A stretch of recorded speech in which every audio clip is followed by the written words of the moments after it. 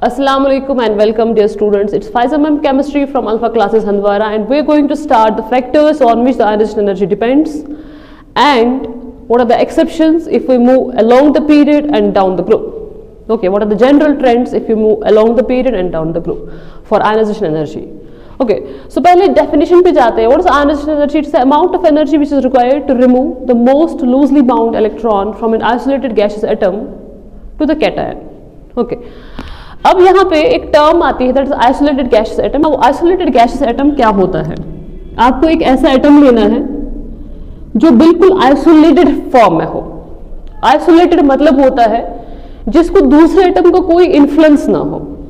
अगर मेरे पास एक एटम है, इसके साथ दूसरा एटम यहाँ से जुड़ा हुआ है और ये एटम इस एटम को अट्रैक्ट करेगा, वहां पे कुछ ना कुछ फोर्स ऑफ अट्रैक्शन होगा ही होगा. अगर वहां पे कोई फोर्स ऑफ अट्रैक्शन हुआ तो आप यहां से एनर्जी दे रहे हो, वो एनर्जी ये बॉन्ड को तोड़ने के लिए कंज्यूम हो जाएगी, इस फोर्स को तोड़ने के लिए कंज्यूम हो जाएगी.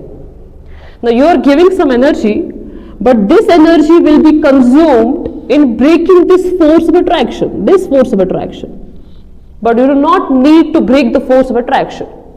आपको क्या चाहिए? आपको चाहिए इलेक्ट्रॉन को निकालना है एटम में से, मगर आप बॉन्ड को ब्रेक करने के लिए लग गए, बट वो आपको नहीं करना है. आपको पहले से ही बॉन्ड को ब्रेक करके रखना है, फोर्स ऑफ अट्रैक्शन को ब्रेक करके रखना है, ताकि ये जो एटम होगा ये आइसोलेटेड शक्ल में होना चाहिए.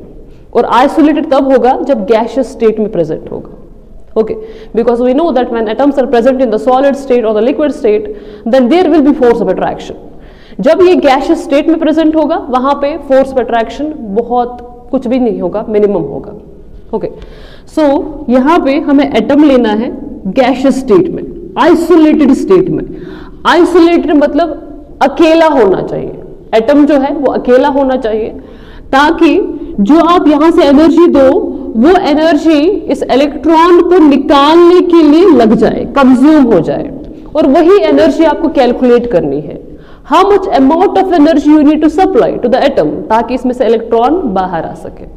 ओके, चले आगे बढ़ते हैं. हमने ये तो पढ़ लिया, आगे बढ़ते हम.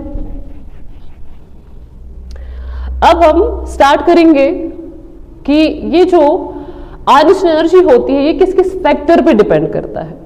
देखिए, सबसे पहला फैक्टर जो है जिस पे आयनिक एनर्जी डिपेंड करती है वो होता है साइज. एक एटम का साइज. अगर एटम आपके पास बड़ा है, अगर एटम का साइज बड़ा है, इसमें इलेक्ट्रॉन प्रेजेंट है, यहां पे इलेक्ट्रॉन प्रेजेंट है.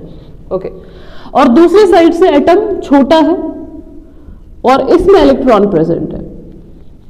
अब यहां देखेगा, यहां पे मेरे पास छोटे एटम में इलेक्ट्रॉन है, यहां पे बड़े एटम में इलेक्ट्रॉन है.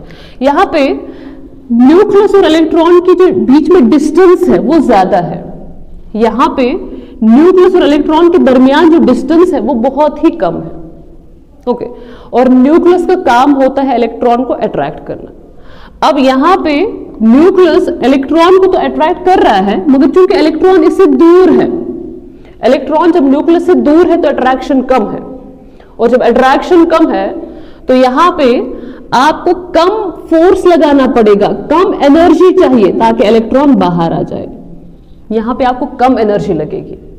वेयरएज ये जो एटम है ये छोटा है साइज में, ये वाला एटम साइज में छोटा है, तो इस एटम को न्यूक्लियस और इलेक्ट्रॉन के दरमियान डिस्टेंस कम है. डिस्टेंस कम है तो फोर्स ऑफ अट्रैक्शन ज्यादा है.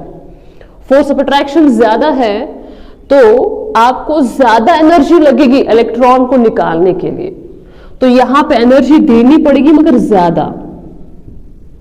ठीक है, इसका मतलब ये हुआ कि बड़े एटम में से इलेक्ट्रॉन जल्दी बाहर आता है, छोटे एटम में से इलेक्ट्रॉन बहुत मुश्किल से बाहर आता है.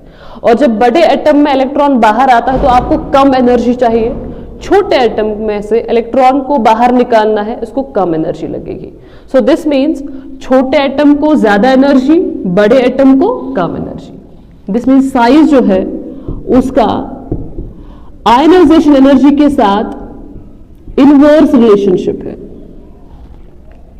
जितना बड़ा एटम है साइज में उतनी आयनिक एनर्जी कम लगेगी, जितना छोटा एटम है साइज में उतनी आयनिक एनर्जी ज्यादा लगेगी। ठीक है, अब यहां देखिए हमारे पास है एक ग्रुप जिसका नाम है फर्स्ट ग्रुप। चलिए फर्स्ट ग्रुप की तरफ जाते हैं, जिसको हम अल्कली मेटल्स बोलते हैं। Lithium, sodium, potassium, rubidium, caesium, francium. So ये मेरे पास फर्स्ट ग्रुप है। अगर यहाँ पे देखें तो यहाँ पे लिथियम का साइज सबसे छोटा है, उससे बड़ा है सोडियम, उससे बड़ा है पोटेशियम, उससे बड़ा है रुबिडियम, सबसे बड़ा है सीजियम। क्योंकि हमें पता है कि डाउन द ग्रुप जब हम जाते हैं तो साइज जो है वो बढ़ जाता है, एटम का साइज बढ़ जाता है जितना हम नीचे जाएंगे। सो जितना साइज बढ़ेगा उतना इलेक्ट्रॉन न्यूक्लियस से दूर चला जाएगा। जितना साइज बढ़ेगा उतना इलेक्ट्रॉन न्यूक्लियस से दूर जाएगा, और जितना इलेक्ट्रॉन न्यूक्लियस से दूर जाएगा उतना फोर्स ऑफ अट्रैक्शन उनके दरमियान कम होगा, और जितना फोर्स ऑफ अट्रैक्शन कम होगा उतना आपको एनर्जी कम लगेगी। सो दिस मीन्स इसमें एनर्जी सबसे कम लगेगी। तो दिस मीन्स इसमें आई का वैल्यू सबसे कम होगा, लीस्ट होगा। ठीक है, सो लिथियम में आई का वैल्यू सबसे ज्यादा होगा क्योंकि इसका साइज बहुत ही छोटा है। छोटे एटम में आई का वैल्यू सबसे ज्यादा होता है, बड़े एटम में आई का वैल्यू सबसे कम होता है क्योंकि इलेक्ट्रॉन को निकालना आसान हो जाता है। ओके, तो दिस मीन्स अगर हम यहां पे देखें तो सबसे हाईएस्ट वैल्यू जो होगा आई का वो होगा लिथियम का, उससे कम होगा सोडियम का, उससे कम होगा पोटेशियम का, उससे कम होगा रुबिडियम का, और बहुत ही कम होगा सीजियम का। तो ये होगा आपका ऑर्डर डाउन द ग्रुप। ठीक है, ऐसे अगर हम दूसरे ग्रुप की बात करें that is beryllium, magnesium, calcium, strontium, barium, तो बेरिलियम का साइज बहुत छोटा है।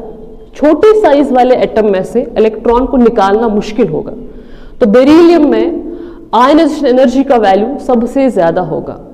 ऐसे ही मैग्नीशियम का उससे कम होगा, कैल्शियम का उससे कम होगा। ठीक है, स्ट्रोंशियम, बेरियम, रेडियम इनका बहुत ही कम होगा आई का वैल्यू। ठीक है, जितना साइज बढ़ता है उतना आई का वैल्यू कम हो जाता है। ओके, सो चलिए आगे बढ़ते हैं हम। ये था साइज के